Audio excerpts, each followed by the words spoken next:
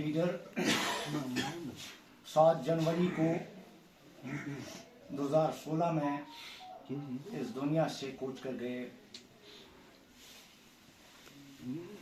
उन्होंने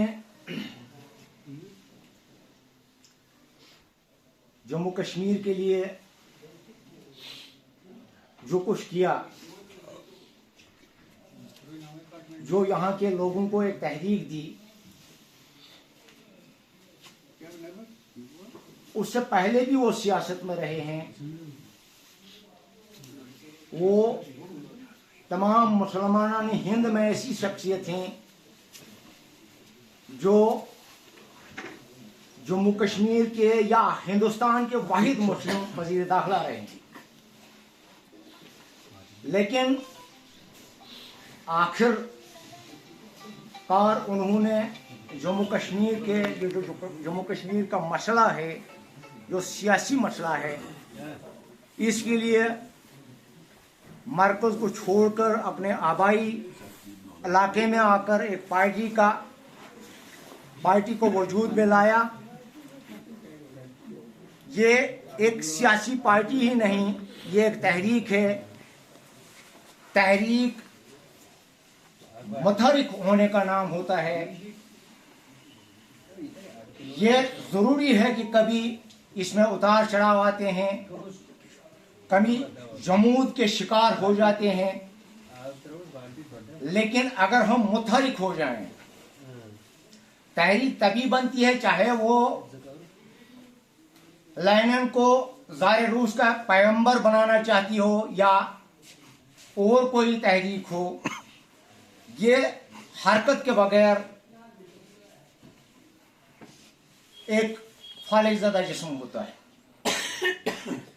हम समझते हैं कि पीडीपी का वजूद कमजोर हो गया है, ऐसा नहीं। पीडीपी में जो भी लोग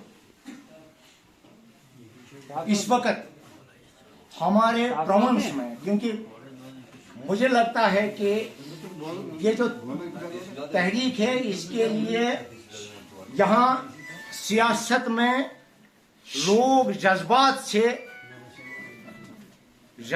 की रूह में बहका कर लोगों को अपने साथ चलाते हैं।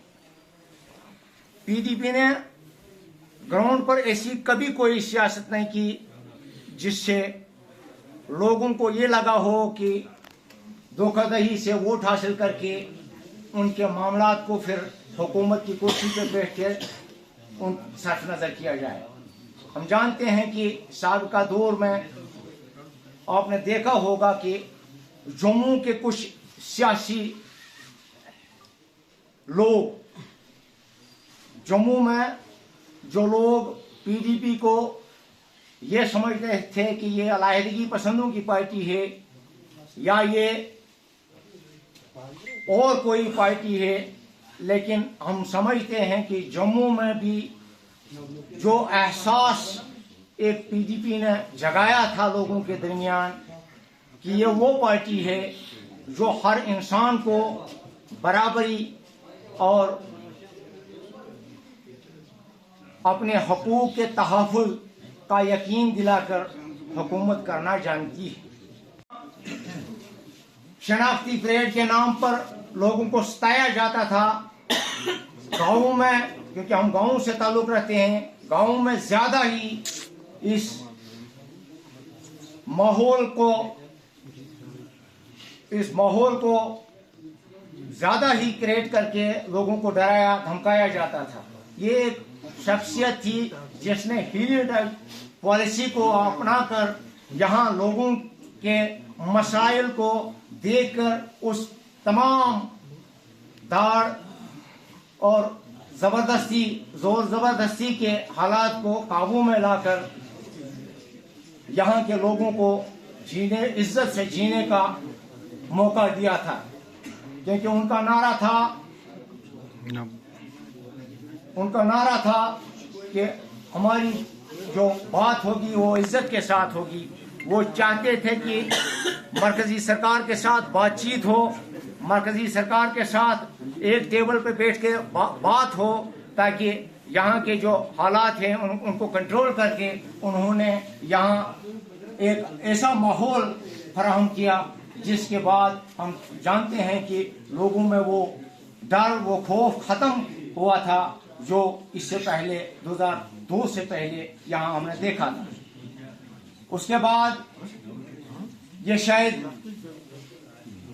कुदरत को मंजूर नहीं था, क्योंकि दूसरी बार जब उन्होंने सरकार बनाई तो ये शायद स्टेट J&K के आवाम की बदकिस्मती थी कि वो जिंदा नहीं रहे, जिसकी वजह से फिर पार्टी के अंदरूनी कुछ गद्दारों ने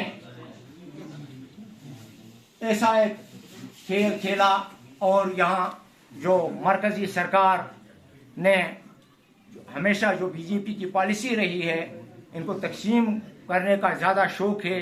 ये हर स्टेट में ऐसा करते हैं।